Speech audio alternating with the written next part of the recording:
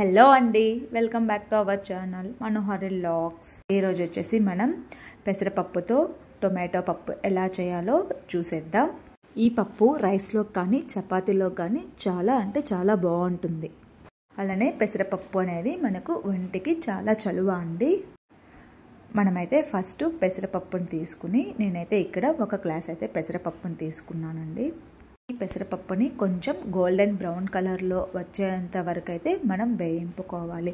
పెసరపప్పుని ఇలా వేయింపుకోవడం వల్ల వచ్చేసి మనకు పప్పు అనేది పచ్చిగా లేకుండా చాలా టేస్టీగా అనేది ఉంటుంది. అందుకని మనం పప్పునైతే వేయింపుకోవాలి.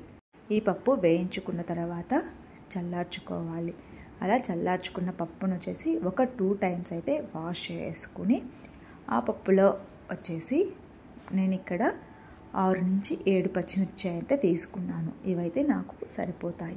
మీరు కూడా మీ కారానికి సరిపడా పచ్చిమిర్చిని అయితే తీసుకోండి. ఆ పచ్చిమిర్చిని వచ్చేసి ఇప్పుడు మనం పప్పు వేసుకున్నాం కదా, ఆ బౌల్లోనే వేసేసుకుని స్టవ్ మీద అయితే మూత లేకుండా ఉడికించుకోవాలి.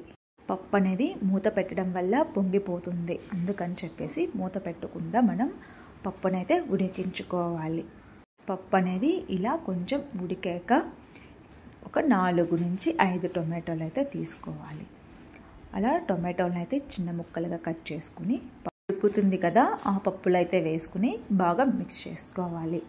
అలానే మనం ఇప్పుడు పసుపు, అలానే మనకు సరిపడా ఉప్పు అయితే వేసుకుని బాగా మిక్స్ చేసుకుని ఒక 10 to 15 minutes అలా మనమైతే వీటిని బాగా ఉడికించుకోవాలి.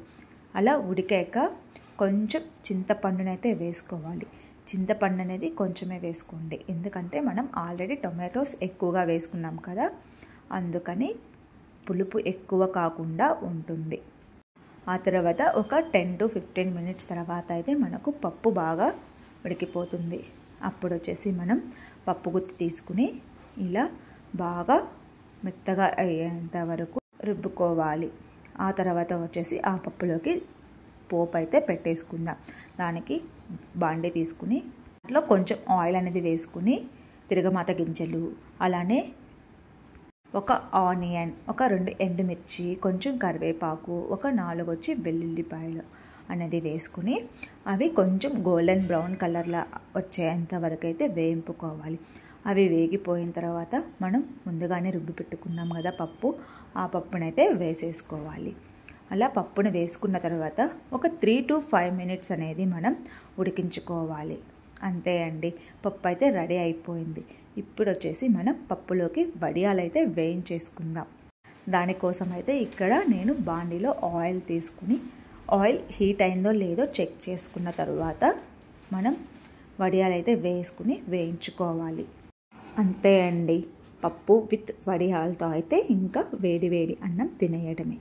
మీరు కూడా ఈ రెసిపీని అయితే ట్రై చేసి మీకు ఎలా వచ్చింది ఈ పప్పు అనేది కమెంట్లో అయితే కమెంట్ చేయండి. అలానే మన ఛానల్ని అయితే లైక్ చేసి, షేర్ చేసి, సబ్స్క్రైబ్ చేయడం మర్చిపోకండి.